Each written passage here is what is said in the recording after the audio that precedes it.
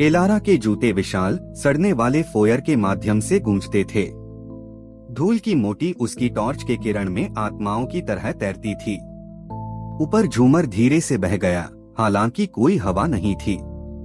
वह ध्यान से चली गई, उसकी आंखें फीकी वॉलपेपर को स्कैन करती हैं, एक बार सुरुचिपूर्ण, अब जले हुए कागज की तरह कर्लिंग। पोर्ट्रेट ने दीवारों को पंक्तिबद्ध किया, उनके विषयों के चेहरे या तो खरोंच हो गए या कुछ अंधेरे और सूखे के साथ धब्बा लगा। एक केंद्र में ऐसी आंखें थीं जो उसका अनुसरण करती थीं। मैला पैरों के निशान ने एक संकीर्ण दालान का नेतृत्व किया, जहां ऊपर के प्रकाश बल्ब कमजोर रूप से टिमटिमाते हैं, जैसे कि जीवित रहने के लिए लड़ रहे थे। हॉल के अंत में एक दरवाजा, थोड़ा अजर। वह संपर्क किया, खिड़कियों के खिलाफ बारिश के साथ समय में दिल थका हुआ। उसकी उंगलियों ने एक लंबी धीमी गति से क्रेक के साथ दरवाजा खुला। यह एक अध्ययन था। पुस्तकों ने दीवारों को पंक्तिबद्ध किया।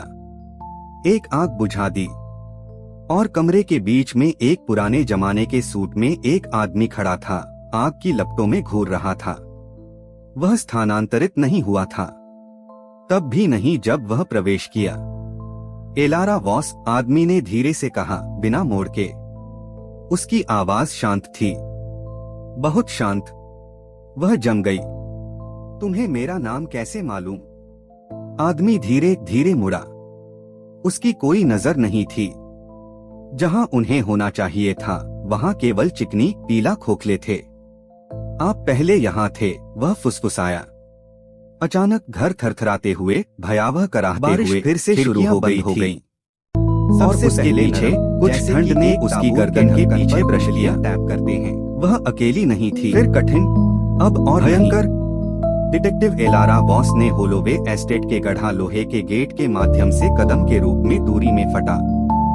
हवा भारी थी, गीली पृथ्वी और कुछ और की गंध के साथ मोटी, कुछ धातु।